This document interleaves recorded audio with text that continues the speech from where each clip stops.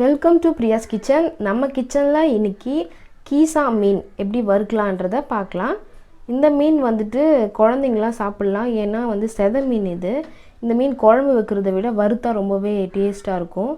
So நம்ம இதை எப்படி வறுக்கலாம் அப்படின்றத பார்க்கலாம். ஸோ மசாலாலாம் போட்டு எப்படி உதிராமல் வருதுன்றதை பார்க்கலாம். இப்போ நான் அதுக்கு முன்னாடி இதை நான் க்ளீன் பண்ணிவிட்டு வந்துடுறேன்.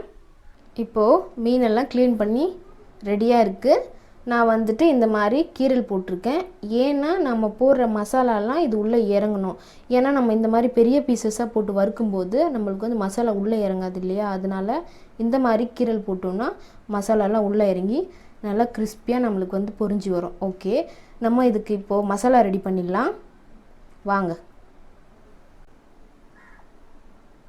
இப்போது நான் அகலமான பாத்திரம் எடுத்திருக்கேன். இதில் வீட்டில் அரைச்ச மிளகாய்த்தூள் 2 டேபிள் ஸ்பூன் சேர்த்துட்டு, 1/2 ஸ்பூன் போல் மஞ்சள் தூள், 1 ஸ்பூன் மிளகுத்தூள், பாதி எலுமிச்சை சாறு,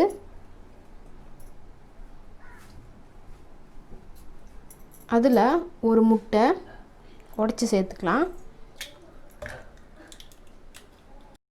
தேவையான அளவுக்கு சால்ட்டு. இப்போ இதை நம்ம நல்லா பிசைஞ்சிக்கலாம்.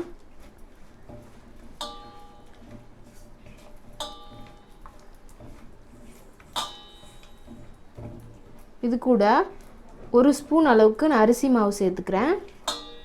அப்போ தான் நல்லா மீன் நல்லா கிறிஸ்பியாக இருக்கும்.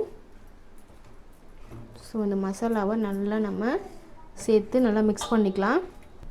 1 ஸ்பூன் அரிசி மாவு சேர்த்துக்கிறேன். அரிசி மாவு மீனுக்கு ரொம்ப கிறிஸ்பியை கொடுக்கும். முட்டை இந்த மசாலாலாம் உதிராமல் வரத்துக்கு தான் முட்டை சேர்த்துருக்கேன். ஸோ இது நல்லா மிக்ஸ் பண்ணிவிட்டு இப்போது இதுக்குள்ளே நம்ம மீனை போட்டு தடவிக்கலாம். ஸோ ஒரு மீனை போட்டு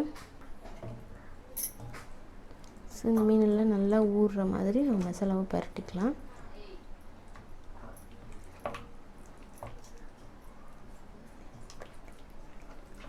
இப்போது நம்ம மசாலாலாம் நல்லா தடவியாச்சு. மசாலாவில் இதை நல்லா பரட்டி வைங்க.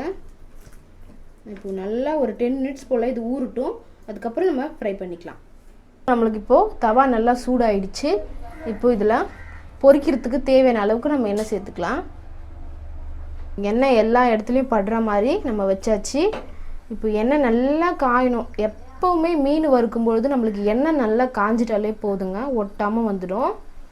இப்போது நம்மளுக்கு எண்ணெய் காஞ்சிருச்சா அப்படின்னு பார்க்கணும். அப்படின்னா சும்மா லைட்டாக எடுத்து இந்த மிளகாத்தூளை லைட்டாக இப்படி எண்ணெயில் விட்டு பாருங்கள், அது பொரிஞ்சிருச்சான்றதை தெரியும் நம்மளுக்கு. இப்போ எண்ணெய் நல்லா காஞ்சிருச்சு. இப்போது நம்ம மீன் எடுத்து சேர்த்துக்கலாம்.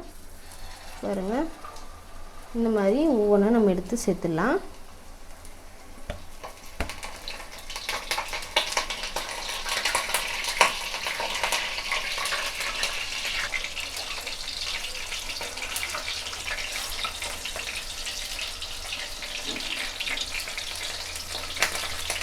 ஸோ நம்ம இப்போ இதை திருப்பி போட்டுக்கலாம். அப்படியே ஒன்று ஒன்றா திருப்பி போட்டுக்கலாம். பாருங்கள், இந்த மாதிரி திருப்பி திருப்பி போட்டு எடுத்துக்கலாம்.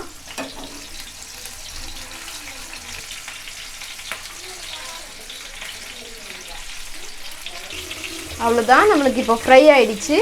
இப்போ இது நம்ம இதை சர்வ் பண்ணலாம். சர்வ் பண்ணிடலாம்.